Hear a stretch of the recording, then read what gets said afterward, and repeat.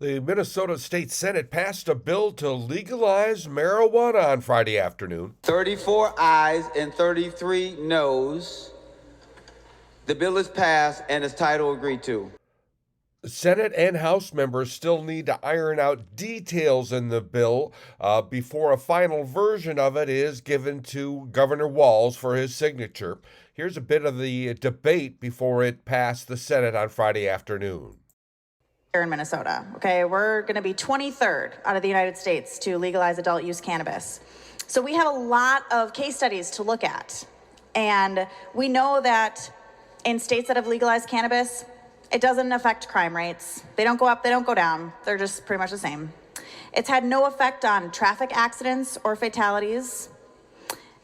We do know that it has created a lot of jobs. In fact, my nephew, Mr. President, is one of those job holders in the great state of Colorado, which, contrary to some other things we've heard on the floor, hasn't changed a whole lot. And we know that legalization of cannabis has brought in money and revenue for states. That's not really the primary driver for my support for this bill, Mr. President. In addition to knowing that Minnesotans use cannabis, but right now, they purchase on the illicit market or in other states where it's legalized. And when we legalize it and regulate it, we make sure that it is safe. We make it way harder for young people to access it. Way harder for young people to access it.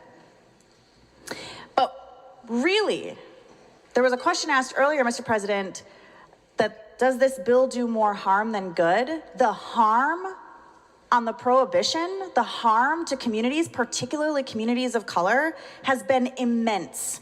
I said this quote earlier, but I just want to read it again. This is the domestic policy advisor of President Richard Nixon. We knew that we couldn't make it illegal to be against the war or to be black, but we wanted to get the public to associate hippies with marijuana and blacks with drugs and then criminalize both heavily so we could arrest their leaders, raid their homes, break up their meetings, and vilify them night after night after night on the news. Did we know we were lying about the drugs? Of course we did. And here's the thing, Mr. President, about vilifying a group of people on the news and perpetuating myths is that they permeate into the culture. I'm a DARE kid. I'm a millennial. I'm an elder millennial. So I did a lot of DARE. And they teach you in DARE, if you use cannabis, you will use heroin and you will die. I mean, that's literally what they said. And we heard some of that today on the floor. We heard myths like that, or that people who use cannabis are lazy. That's not true either. We know, because we have it in almost half of the other states in our country, the effects of legalization of cannabis, which is adults use it, kids use it less because it's harder for them to get, it's safer, traffic doesn't change, crime doesn't change, jobs are created. That's the reality that we're about to enter into. But we are also going to fix the immense harm that the war on drugs has perpetuated, particularly against black men.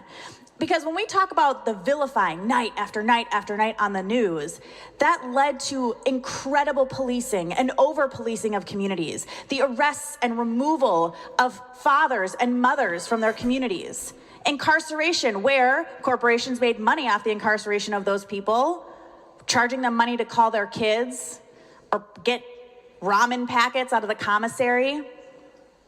Big money in criminalizing black people there.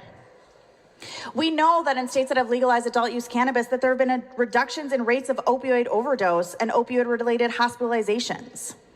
When we talk about the enforcement of the prohibition on cannabis, when we make it not a crime anymore for adults to use cannabis, the enforcement-related costs go down.